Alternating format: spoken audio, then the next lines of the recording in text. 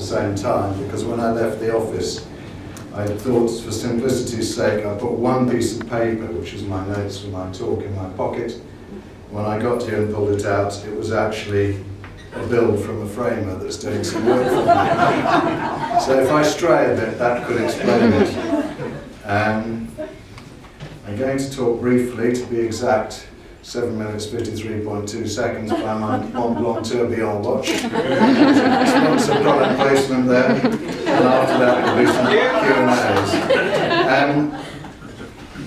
It's very exciting to be with a group of London business people talking about London, because London is incredibly important to Conran.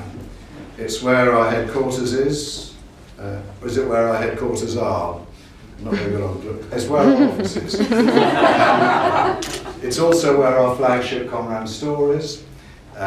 It's where we have 20 restaurants, from Bluebird in Chelsea to the west, to Plateau at Canary Wharf in the east, with Quaglino's and Pont de la Tour and Coq d'Argent and 15 others in between. It's where our architects are currently working on, at one extreme, 2 massive social housing projects in deprived parts of London, and at the other extreme they're working on a very expensive apartment block by the river, and they're also working on a new upmarket hotel in the city. So London is extraordinarily important to us, which makes it rather perplexing that I'm now going to talk to you about Paris. But I am, because last year I took my wife to Paris for the weekend, and the first evening we were there, we went to a very romantic restaurant on the right bank, and we had a lovely evening, and it was a very beautiful night, so we decided to walk home to our hotel on the left bank. And as we were walking over one of the bridges across the Seine, I stopped my wife and I said, "Look at that," and it was the most beautiful view. And I said, "Isn't that fantastic?" And it was 2 beats, and she said, no, it's not fantastic. Actually, it reminds me of Bath or Cheltenham Spa. It's pretty, it's preserved in aspic, it's lifeless." So I made a mental note the next time I go to Paris for the weekend to invite somebody different. and moved on quickly. A couple of weeks later, back in London, we went to the National Theatre to see a play, and we were walking back over Waterloo Bridge to get the tube home. And this time she stopped me on the bridge, and she pointed down the river, and she said, "Now do you understand what I mean about Paris? Look at that. Old buildings, beautiful old buildings, St Paul's, the Tower of London, Tower Bridge, beautiful new buildings, actually some horrible new buildings as well, but in time they'll get flattened and replaced by something else. This city is a muddle of excitement and energy and change and vibrancy, and Paris is neat. That's why it's better to live in London." And actually, I completely understood what she meant. And I think she'd unwittingly, or wittingly perhaps, spotted something incredibly important which I think people overlook when they talk about architecture, which is her point that bad buildings get knocked down. There is a kind of Darwinian evolution in architecture that if it's good, it's worth preserving, so it gets preserved, and if it isn't worth preserving, so it doesn't, and something else happens in its place. And one of the reasons why people think that old buildings are very beautiful is because the unbeautiful ones have been replaced. There's a sort of editing process that goes on over the years. And actually, when new buildings go up, of course some of them are horrible, and of course some of them are startling, but I promise you in 50 years' time, most of the startling ones will be there, and most of the horrible ones will be replaced.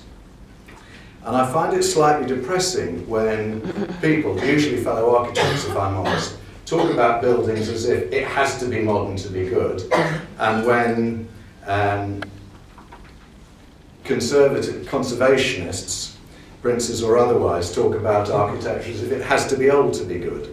Because certainly in the Conran culture, old new seems to us a pretty unimportant criterion. What matters is not the distinction between ancient and modern, it's the distinction between good and bad. And I think a very interesting example of that, if you can stick your head through the railing, you can almost see it from here, But in the early 80s, Terence Conran bought the stretch of land, which is Butler's Wharf, which is that piece of the river we can see kind of behind me down there, which was then a big, completely derelict area. When I arrived to work with him there, I used to park my car in what is now the ground floor of a very plush block of flats. That's how derelict it was. And one of the buildings that was there was the actual Butler's Wharf building itself, which is an amazingly beautiful piece of Victorian industrial architecture, but at that point in a state of total disrepair. But it was beautiful. So we restored it very lovingly, and it's now found a new life with very beautiful apartments upstairs, and on the ground floor, Pont de la Tour, a very good French restaurant which has still got a few tables tonight. Commercial break if you're hungry on the way home. But if you come out of Pont de la Tour, after your delicious meal of course, and walk 200 yards further down, you come to the Design Museum, which previously was an old small factory of monumental horribleness. And we flattened it, and we built the Design Museum, which is a very pristine, white, rectangular, modernist building, very stark, very uncompromising. Personally, I think it's very beautiful. I also think the contrast between the modernity of the Design Museum and the antiquity of the Butler's Wharf building, in a way, brings out the advantage of both of them better. By looking at the two of them together, somehow the character of each seems more vivid. So I think it's a good example, Butler's Wharf, of us wanting to preserve the old that's good, and when we have the old which is bad, of knocking it down and being very happy to build something uncompromisingly modern. And I think we should be proud of our willingness to put old and new side by side, as long as they're both good. But I think to get to good, you do have to be willing to take risks. And by definition, that means the risk of getting it wrong. And I think, for example, a lot of the council tower blocks of the late 50s and early 60s are a very good example of the risk that backfired. I hope there's nobody from Shell here. I personally think the Shell building on the South Bank is monumental in the least flattering sense of the word, and is another example of a risk that backfired. But I also think the Gherkin is an example of a risk which worked. I think most Londoners have taken it to their heart as a slightly mad but very distinctive totemic kind of building. And actually, personally, I find one of the exciting things about the city is the contrast between the old buildings like St Paul's and the new ones. And I think the London Eye, which I was horrified when it was first made, the idea of a Ferris wheel looking at Houses of Parliament seems an outrage. But actually, I think it is very beautiful. You see it at night, it's stunning. And again, it's something which Londoners and tourists have taken to their heart. And I suspect that the Shard, which I can see shooting up at the Alarming Red from office window, will be another iconic building that Londoners take to their hearts. So I do think if you want to run the risk of succeeding, you also have to embrace the risk of failing. And when you do fail, instead of saying, we mustn't do anything more like that, exactly the opposite. You should carry on doing more like that until you get it right. And it's interesting in Paris, although I criticise them for being overly protectionist about their architecture, which they are, certainly in the centre of Paris, the two times recently that they have been brave and taken risks with modern architecture has been the glass pyramid in the gardens of the Louvre, which I think most people thought was horrific when it was first mooted. But actually, when you see it, it's very beautiful. It dramatises the beauty of the Louvre by contrast. It's been incredibly successful commercially. Visitor numbers to the Louvre have gone up quite dramatically since that building's been there.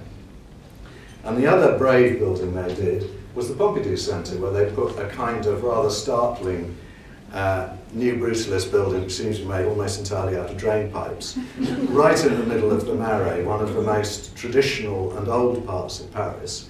And actually, it's been a huge success socially and culturally and commercially. So, for all my wife's jibes about them, when they do take a risk, which isn't often enough, it pays off for them. And I think we should be enormously proud of the skyline that you can see from this amazing setting, because some of it I think is horrible, I'd be the first to agree, but I think what it demonstrates is an incredible energy and vitality that does come from being willing to take risks with buildings.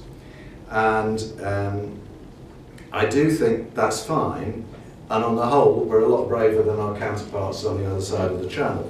But sometimes our bravery does fail us. I think the National Gallery extension, where we were threatened with a carbuncle and ended up with a Sainsbury's wing, is an example of what happens when you lose your nerve, because the truth of the matter is the Sainsbury's ring is a pristine and unsurpassable example of oldish architecture with sort of new undertones, or maybe it's newish architecture with old undertones, but at any rate it's a completely sitting on the fence, compromised, can't make up its mind what it wants to be kind of building,